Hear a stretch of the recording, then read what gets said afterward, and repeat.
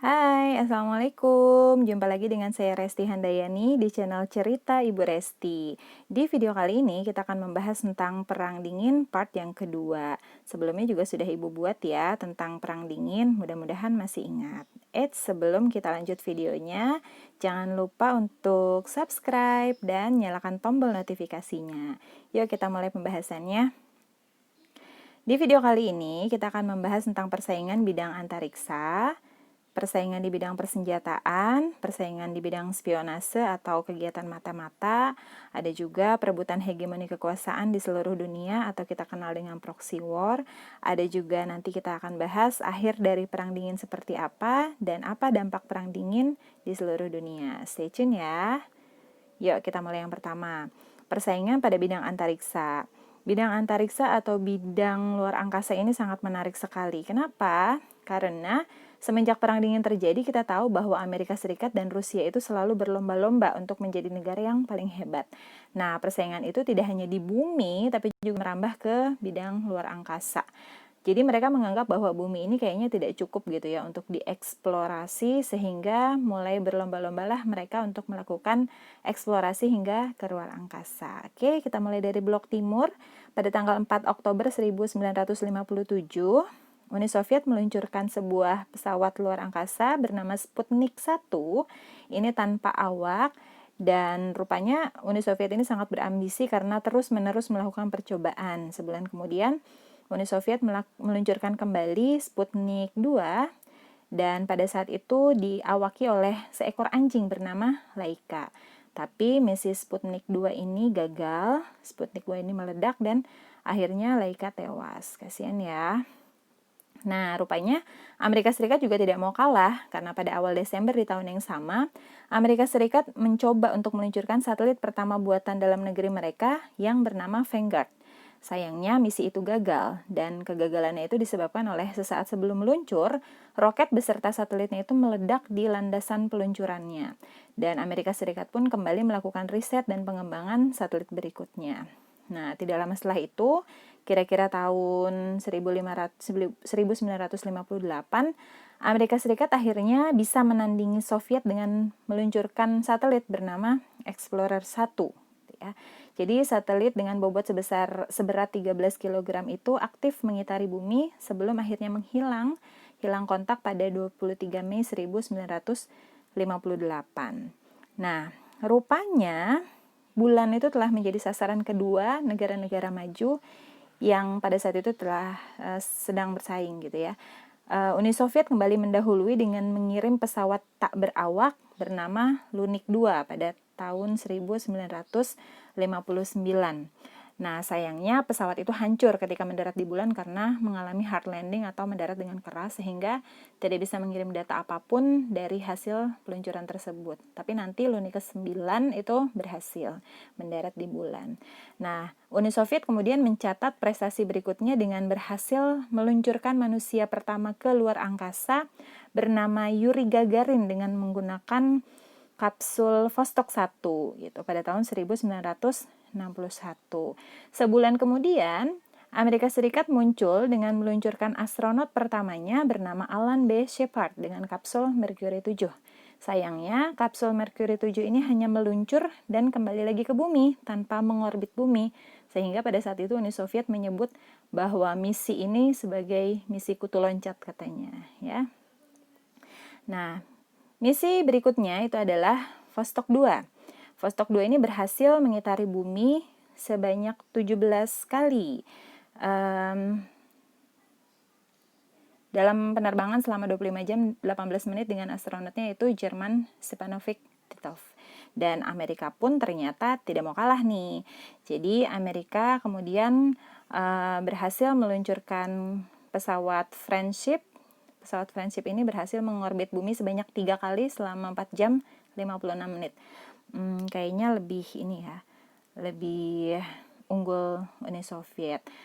Nah, dari persaingan yang sengit ini, ternyata ada salah satu pencapaian yang cukup fenomenal sekaligus kontroversial, yaitu keberhasilan Amerika Serikat meluncurkan Apollo 11 dan mendarat di bulan. Jadi, salah satu astronotnya itu Neil Armstrong. Ini adalah misi pertama manusia yang berhasil mencapai ke bulan.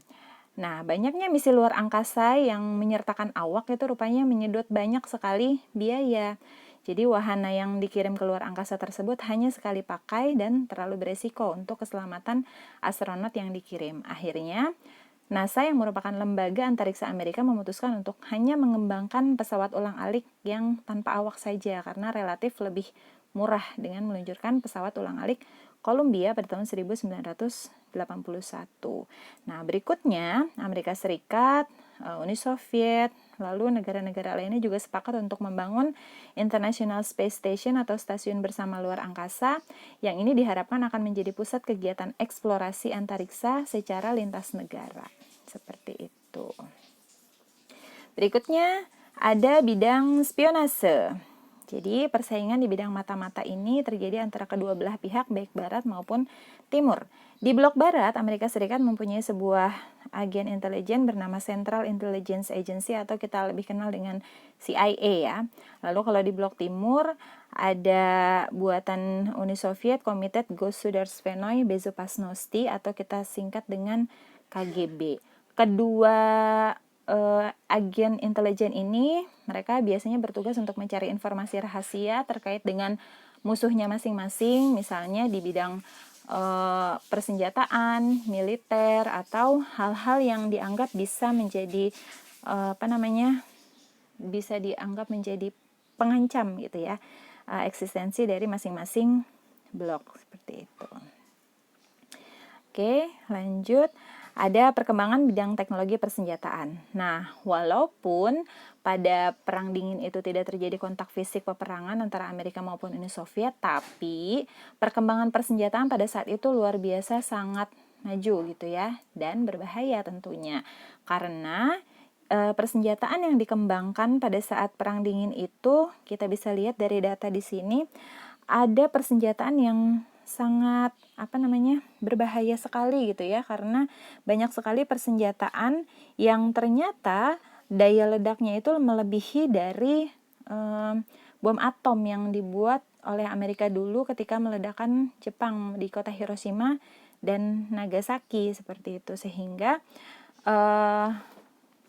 pada saat ini banyak sekali pada saat Perang Dingin tersebut baik blok barat maupun blok timur tidak mau kalah saing mengembangkan berbagai jenis persenjataan seperti rudal balistik, ada pesawat pengebom berawak rudal, ada juga kekuatan nuklir yang bahkan nanti daya ledaknya itu bisa lintas negara, bahkan lintas benua seperti itu. Lalu jenis-jenis persenjataan lain ada tank, ada artillery, ada juga pesawat udara, pelontar rudal gitu dan lain sebagainya. Itu dia persenjataannya. Ada juga dalam sisi perebutan hegemoni kekuasaan di seluruh dunia atau kita kenal dengan proxy war. Nah, ada konflik antara Jerman Barat dengan Jerman Timur. Jadi di Jerman Barat yang ideologinya kapitalis liberal dan dikuasai oleh Amerika Serikat bersama sekutunya, ada juga di Jerman Timur yang ideologinya komunis. Mereka dipisahkan oleh tembok Berlin yang sangat fenomenal dan nanti bisa dihancurkan ketika Perang Dingin ini sudah berakhir sekitar 1991. Lalu berikutnya ada juga konflik yang terjadi di wilayah Korea antara Korea Utara dengan Korea Selatan. Korea Utara ini ideologinya komunis, sedangkan Selatan liberal kapitalis. Ada juga konflik di Vietnam. Konflik di Vietnam Selatan dengan Vietnam Utara. Vietnam Selatan ini liberal, Vietnam Utara itu disokong oleh Cina yang memang secara jarak dekat dengan Vietnam Utara dengan ideologinya komunis. Lalu ada di konflik Kuba, yaitu ada insiden Teluk Babi. Ditempatkannya beberapa rudal yang bisa mengancam Amerika pada saat itu, sehingga pada saat itu pemimpinnya Fidel Castro yang berhaluan komunis sempat bersitegang dengan Amerika. Ada juga konflik Kamboja antara pasukan Khmer Merah yang komunis dengan kerajaan Kamboja yang didukung oleh Amerika Serikat pada saat itu. Berikutnya, kita akan membahas mengenai akhir dari Perang Dingin. Bagaimana Perang Dingin ini bisa berakhir? Yang pertama dilakukan adalah perjanjian pembatasan persenjataan nuklir. Kenapa ini? Karena perkembangan senjata nuklir yang sangat maju pada saat Perang Dingin itu dianggap bisa mengancam eksistensi dari keamanan dunia, karena kita tahu bahwa daya ledak persenjataan nuklir yang dimiliki oleh kedua belah pihak ini bahkan bisa meluncur antar benua sehingga mengancam keselamatan seluruh umat manusia di seluruh dunia gitu ya, sehingga dilakukan beberapa perjanjian untuk membatasi perkembangan persenjataan ini. Di antaranya pada tahun 1968 ada sebuah perjanjian namanya Non-Proliferation of Nuclear Weapons atau penghentian penyebaran senjata nuklir. Ini dilakukan antara Inggris, Amerika Serikat, dan Uni Soviet. Berikutnya, tahun 1972 ada perjanjian Strategic Arms Limitation Talks 1 atau SALT 1 atau perundingan pembatasan persenjataan strategis. Ini dilakukan oleh Amerika Serikat dengan presidennya Richard Nixon dan Uni Soviet yaitu Leonid Brezhnev.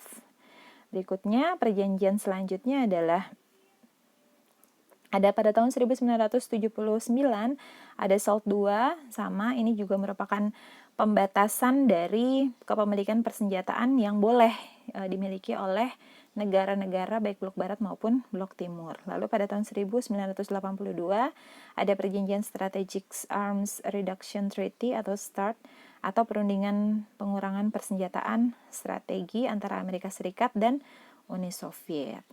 Oke.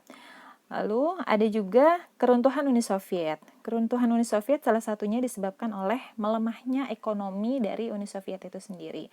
Sistem ekonomi komunis yang dianut oleh Uni Soviet itu membuat negara ini memang tidak bisa semaju negara-negara yang menggunakan sistem ekonomi kapitalis liberal gitu.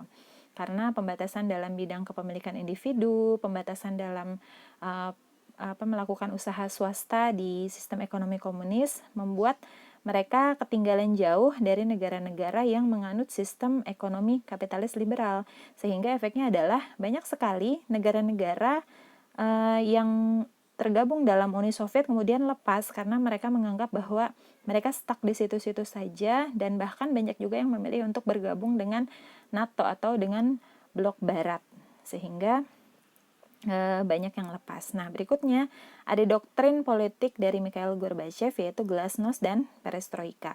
Glasnost artinya keterbukaan dan Perestroika artinya perubahan gitu. Nah, sebelumnya kan ideologi komunis seperti kita tahu negaranya itu sangat tertutup gitu ya. Dan biasanya mereka diktator, pemimpinnya anti kritik dan lain sebagainya.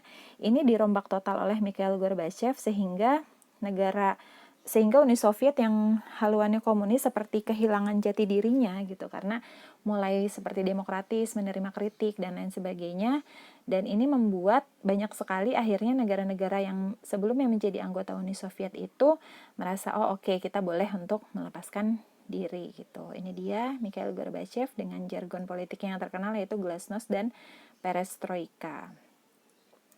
Lalu adanya detente atau peredaan ketegangan antara blok barat dan blok timur.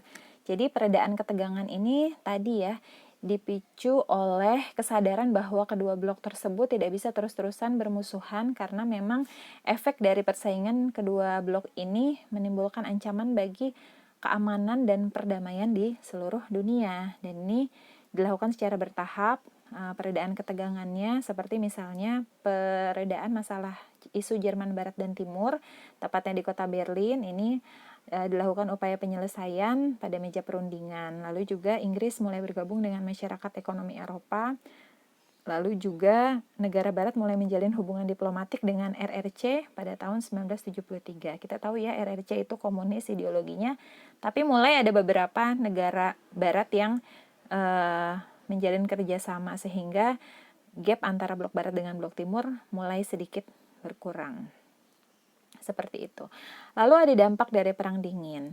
Yang pertama terjadinya perubahan di Eropa Timur, Rusia, dan Jerman dalam upaya mengakhiri kekuasaan komunis dan dominasi Uni Soviet di daerah tersebut. Kita tahu bahwa komunis banyak sekali pusatnya itu di Eropa Timur gitu ya. Lama-kelamaan banyak usaha yang dilakukan untuk bisa mengakhiri kekuasaan komunis di negara-negara tersebut. Lalu muncul perubahan politik dan ekonomi dunia yang menimbulkan terciptanya hubungan secara menyeluruh, baik global maupun regional. Ini bisa terlihat dari kebangkitan Jepang. Jepang kita tahu setelah Perang Dunia Kedua hancur luluh lantah oleh bom atom yang diluncurkan oleh Amerika Serikat di kota Hiroshima dan Nagasaki.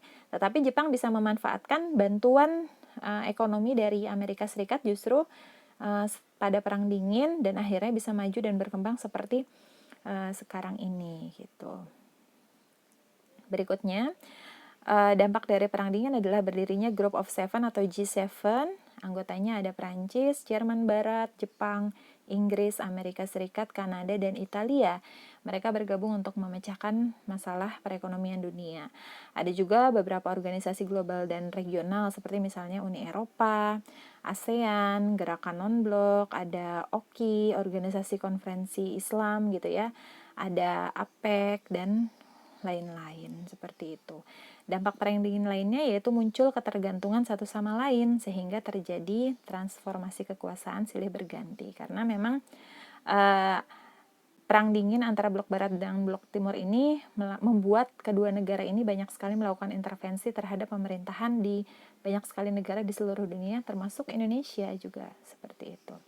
Lalu kemajuan dalam berbagai bidang seperti antariksa, persenjataan, komunikasi, dan lain-lain. Berarti ini ada dampak positif dan ada dampak negatifnya gitu ya. Lalu terbentuklah tatanan atau nilai baru di dunia yang lebih aman, damai, dan sejahtera setelah tentunya Perang Dingin ini berakhir pada kurang lebih tahun 1990. Seperti itu. Oke. Demikian dulu video kali ini, semoga bisa difahami. Kita jumpa lagi di video berikutnya. Wassalamualaikum warahmatullahi wabarakatuh.